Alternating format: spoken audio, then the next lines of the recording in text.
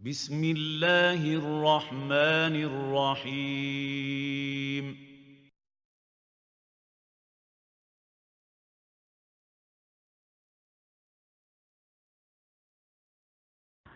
السلام علیکم ورحمۃ اللہ وبرکاتہ۔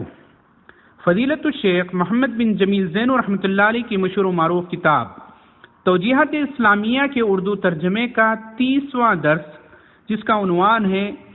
رسول اللہ صلی اللہ علیہ وسلم کا لوگوں کو اسلام کی طرف دعوت دینا۔ محترم سامعین کرام، اللہ تعالیٰ نے اپنے رسول محمد صلی اللہ علیہ وسلم کو جہانوں کی رحمت بنا کر بھیجا، تو آپ نے عرب سمیت تمام دنیا کے لوگوں کو اس چیز کی دعوت دی جس میں ان کی دنیا و آخرت کی بھلائی، سعادت، فلاح اور کامیابی تھی۔ پہلی چیز جس کی طرف آپ نے بلایا وہ یہ کہ عبادت صرف اللہ تعالیٰ کی جائے، اور اللہ تعالیٰ کو پکارنا بھی عبادت ہی میں شامل ہے، جیسے کہ اللہ رب العالمین کا فرمان ہے قل انما ادعو ربی ولا اشرک به احدا، کہو میں تو صرف اپنے رب ہی کو پکارتا ہوں اور اس کے ساتھ کسی کو شریک نہیں کرتا۔ تو پھر مشرکین آپ کے مخالف ہو گئے، کیونکہ یہ بات ان کے بت پوجنے والے عقیدے اور اندھی آبائی تقلید کے خلاف تھی، اور انہوں نے رسول اللہ صلی اللہ علیہ وسلم پر سحر زدہ اور مجنون ہونے کا الزام تھوپ دیے، جبکہ اس سے پہلے وہ خود ہی آپ کو صادق اور امین ایسے القابات دے چکے تھے۔ لیکن رسول اللہ صلی اللہ علیہ وسلم نے اپنی قوم کی تکالیف اور دشنام ترازیوں پر صبر و تحمل کا مظاہرہ کیا، کیونکہ رب العالمین نے آپ کو صبر کی تلقین فرمائی تھی، جیسا کہ اللہ رب العالمین کا ارشاد ہے فاصبر لحکم ربک ولا تطع منهم آثما او کفورا، پس تم اپنے رب کے حکم پر صبر کرو اور ان میں سے کسی بد عمل یا منکر حق کی بات نہ مانو۔ بعثت کے بعد آپ 13 سال مکۃ المکرمہ میں اپنے صحابہ یعنی متبعین کے ساتھ ٹھہرے رہے، لوگوں کو توحید باری تعالیٰ کی طرف بلاتے اور ان کی تکالیف پر صبر و تحمل سے کام لیتے۔ پھر آپ اپنے صحابہ کرام کے ساتھ مدینہ منورہ ہجرت کر گئے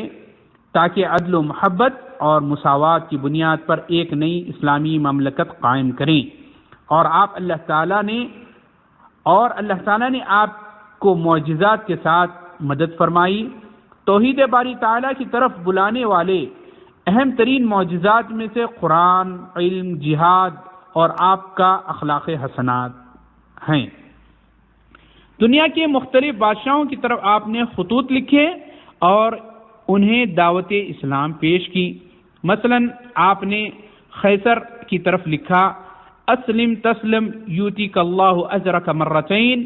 ویا اہل الکتاب تعالوا الی کلمۃ سواء بیننا وبینکم الا نعبد الا اللہ ولا نشرک به شیئا ولا يتخذ بعضنا بعضا اربابا من دون اللہ، مسلمان ہو جا سلامت رہے گا اور تجھے اللہ تعالیٰ دوہرے اجر و ثواب سے نوازے گا، اور اہل کتاب آؤ ایک ایسی بات کی طرف جو ہمارے اور تمہارے درمیان یکساں ہیں، یہ کہ ہم اللہ کے سوا کسی کی بندگی نہ کریں، اس کے ساتھ کسی کو شریک نہ ٹھہرائیں، اور ہم میں سے کوئی کسی کو اللہ کے سوا اپنا رب نہ بنائے۔ ایک دوسرے کو رب بنانے کا مطلب یہ ہے کہ جو علماء سوء اپنی طرف سے حلال کو حرام اور حرام کو حلال بنا کر پیش کرتے ہیں ان کی اطاعت نہ کریں۔ جبکہ ان لوگوں نے دعوت اسلام کو ٹھکرا دیا تو رسول اللہ صلی اللہ علیہ وسلم نے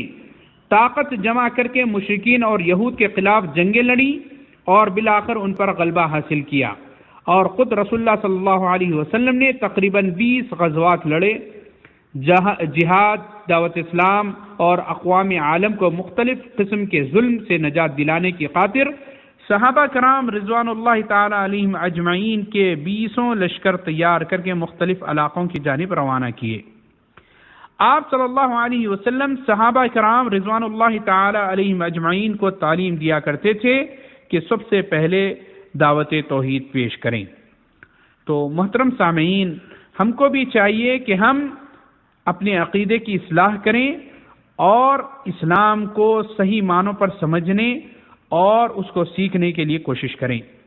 والسلام علیکم ورحمۃ اللہ وبرکاتہ۔